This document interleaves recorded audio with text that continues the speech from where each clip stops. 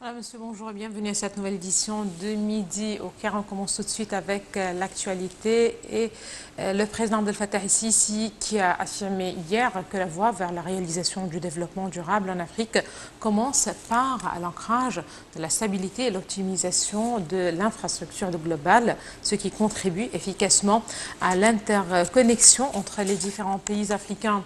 Le président Sisi a tenu ses propos lors de sa rencontre avec le président de la Commission de l'Union africaine, Moussa Faki, actuellement en visite au Caire. Lors de la réunion, le chef de l'État a assuré que l'Égypte n'épargnerait aucun effort pour soutenir ses frères africains dans tous les domaines pour réaliser le développement durable.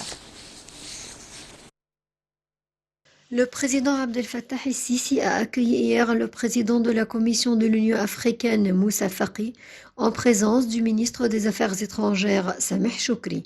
Le porte-parole de la présidence a déclaré que la réunion a été témoin de l'échange des points de vue, ainsi que l'examen de la vision du président el-Sisi concernant certaines questions et problèmes africains, à la lumière des préparatifs en cours pour la tenue du prochain sommet africain annuel. De sa part, le président Abdel Fattah el-Sisi a expliqué au président de la Commission africaine que la voie du développement en Afrique commence avant tout par restaurer la stabilité et créer une infrastructure intégrée forme une base de développement pour les pays africains, permettant de relier les régions géographiques du continent africain, ce qui renforce l'objectif souhaité de l'intégration économique et régionale sur le continent. Le chef de l'État a par ailleurs affirmé que l'Égypte n'a épargné aucun effort pour soutenir ses frères africains et qu'elle tendra toujours la main pour la coopération, la construction et le développement dans l'intérêt de tous les pays africains, afin de renforcer la libre volonté de leur peuple, leur sécurité et leur stabilité. De son côté, M. Faki a affirmé que les efforts de l'Union africaine dépendent principalement sur le rôle de l'Égypte, sous la direction du président el-Sisi, étant le pilier fort de l'action africaine conjointe, tout en affirmant sa confiance que l'Égypte continuera son rôle dans la promotion des efforts de développement en Afrique, ainsi que dans le maintien de la sécurité et de la stabilité politique en Afrique, en particulier à la lumière de la vision sérieuse, politique et de développement du président el-Sisi permettant la réalisation de la réussite au cours des dernières années. Le porte-parole a ajouté que la réunion a porté sur l'évolution de certaines questions politiques sur la scène continentale, ainsi que certains conflits en Afrique et les efforts pour les régler politiquement, au premier rang la situation dans la Corne de l'Afrique et le dossier libyen. De même, la question du barrage de la Renaissance a été examinée dans le cadre de négociations tripartites sous les auspices de l'Union africaine. Le Premier ministre Moustapha Madbouli a passé en revue le rapport présenté par le Fonds monétaire international sur l'économie égyptienne et les mesures de protection et de prévention prises par le gouvernement pour enrayer la propagation de la Covid-19. Selon un rapport soumis par le ministre des Finances, Mohamed Maït, le FMI a reconnu que l'Égypte a réussi à faire face aux répercussions du coronavirus sur l'économie égyptienne. Selon le rapport, le gouvernement a déployé des efforts intensifs pour gérer la crise, louant sa transparence lors de ses contacts permanents avec le peuple. Le FMI a loué les aides fournies par le gouvernement égyptien aux particuliers et aux entreprises les plus affectées par les incidences de la crise pandémique. L'institution internationale a également salué les efforts considérables déployés par le gouvernement en coopération avec les organisations non gouvernementales pour élaborer un programme de protection sociale au bénéfice de tous les Égyptiens. Le Premier ministre Dr Moustapha Madbouli a assisté au match final du mondial de handball masculin 2021 entre le Danemark et la Suède qui s'est déroulé dans la salle couverte du Stade international du Caire en présence du ministre des Sports et de la Jeunesse, Dr Ashraf Sobhi, Dr Hassan Mustafa, président de la Fédération internationale, et les ambassadeurs des deux pays en lice pour le titre. Les représentants de la Suède et de la Pologne assistant à la réception du drapeau organisateur du championnat, alors que les deux pays organisent la prochaine édition du 20e championnat qui devrait se tenir dans 2 ans. Le ministre des Sports a révélé que l'arrivée de la Suède et du Danemark au match final indique que l'équipe égyptienne était très forte et que les résultats de l'Égypte devant eux étaient honorables, soulignant que les ambassadeurs du monde ont fait l'éloge de l'équipe égyptienne et de la merveilleuse organisation tout au long du tournoi et des procédures médicales strictes contre le coronavirus. Notons que l'équipe nationale de handball du Danemark a remporté le mondial de handball après avoir battu la Suède 26-24. Le Danemark a ajouté le deuxième titre de son histoire à égalité avec l'Allemagne, la Russie et l'Espagne.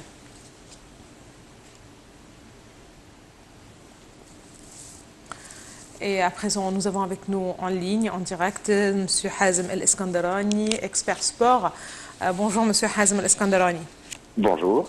Voilà, une belle compétition malgré le départ justement de l'Égypte, de l'équipe nationale égyptienne justement lors de son dernier match contre le Danemark.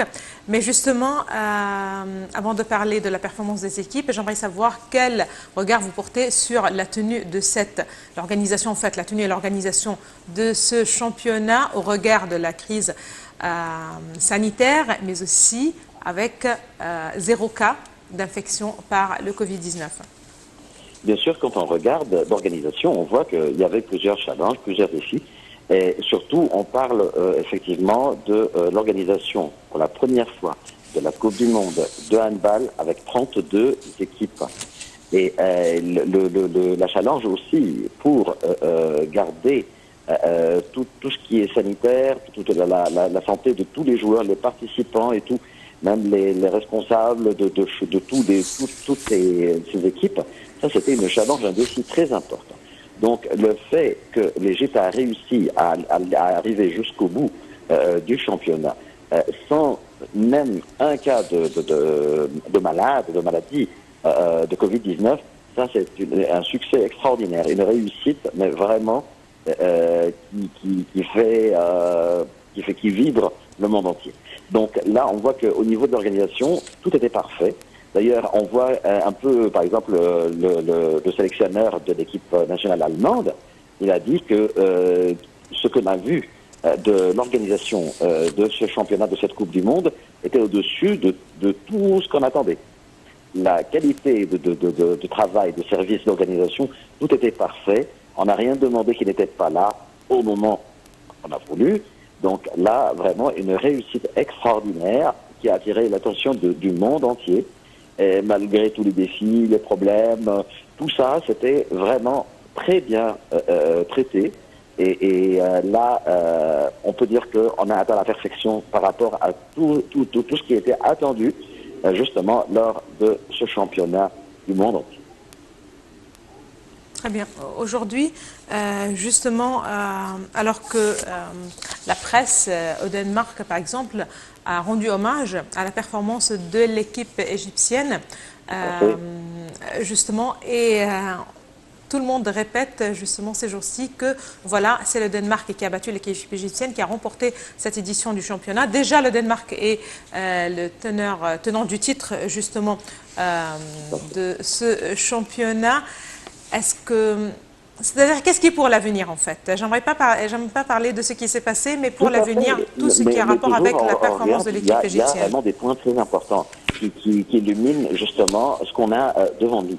Bien sûr, quand on voit, il y avait des craintes quand on parlait justement du côté tactique, du côté l'équipe nationale égyptienne, est-ce qu'elle était bien préparée pour ce championnat?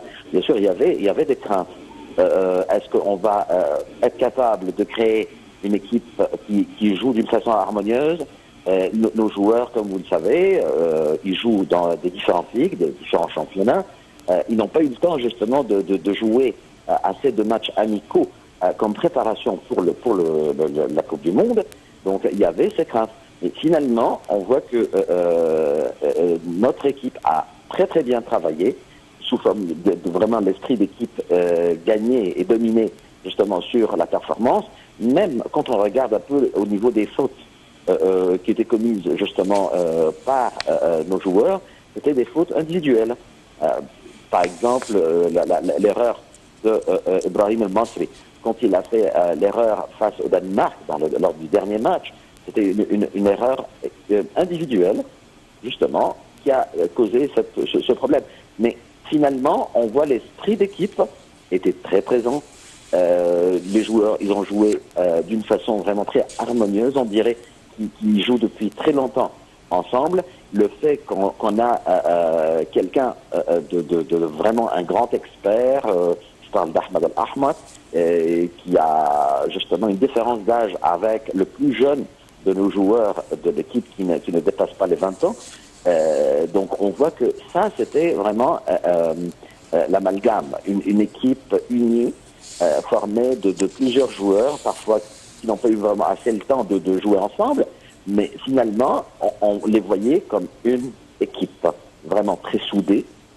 Chacun connaît son travail, chacun voit quel est son rôle dans l'équipe. Justement, on voit que les joueurs de l'équipe, soit suédoise ou danoise, ils ont fait des tweets extraordinaires. L'équipe danoise, on dit Mikael Jensen, le capitaine, le meilleur joueur au monde, depuis la dernière Coupe du Monde jusqu'à maintenant, il a dit que justement, je félicite l'équipe égyptienne et on sent vraiment que cette équipe n'a pas eu la chance justement de se montrer, de se présenter avec ses vraies capacités. Dommage qu'ils ont perdu. On aurait aimé les rencontrer plus tard, justement en finale ou en demi-finale, mais vraiment l'équipe égyptienne a brillé lors de cette Coupe du Monde. Quand on regarde qu'est-ce qu'on attend dans l'avenir, on voit que vraiment on a une équipe qui est capable d'aller vraiment très loin, j'ai dit. Parce que là, quand on a commencé à parler de l'équipe égyptienne avant le début de la Coupe du Monde, j'étais très optimiste. À tel point que beaucoup de gens ont dit, mais pourquoi il est si optimiste?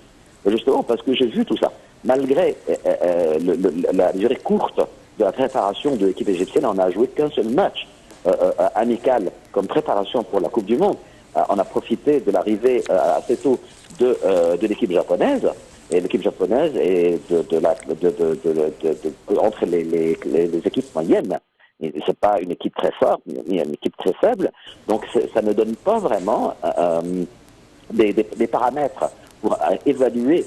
Mais moi j'ai vu justement que l'équipe égyptienne était vraiment un des favoris. Une des favoris entre les équipes pour aller vraiment très loin cette année. Quand je regarde cette équipe qui était créée dans cette Coupe du Monde, j'ai un grand espoir que cet amalgame, cet alliage, si on veut, de ces métaux précieux de nos joueurs, je vois que ça va briller à Tokyo, dans les Jeux Olympiques, et pourquoi pas dans 2 ans en Pologne et en Suède. L'Égypte s'est présentée justement dans cette Coupe du Monde comme une des grandes équipes nationales au monde. Donc là, il faut espérer, il faut encourager nos joueurs qui ont brillé, et non seulement sur le plan international, à tel point qu'on a eu beaucoup de contrats, beaucoup de grands clubs en Hongrie et ailleurs qui ont signé avec nos joueurs égyptiens qui jouent en professionnel, mais en Égypte, ils veulent avoir leur service chez eux. Donc ça, c'est un point très fort, et là, ça va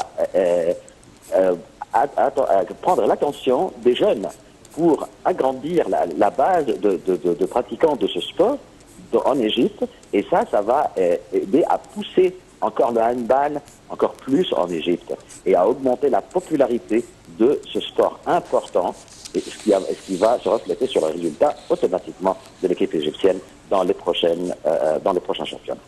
Très bien, ça certainement, la performance de l'équipe égyptienne représente une fierté pour nous tous, ainsi que l'organisation et l'accueil de ce championnat. Merci beaucoup à vous, Monsieur Hazem El Eskandarani, vous êtes expert sport. Merci beaucoup de vos précisions, Madame, Monsieur. Merci à vous aussi de nous avoir suivis ce matin. Excellente journée à toutes et à tous, et excellent suite de programme sur Canal International.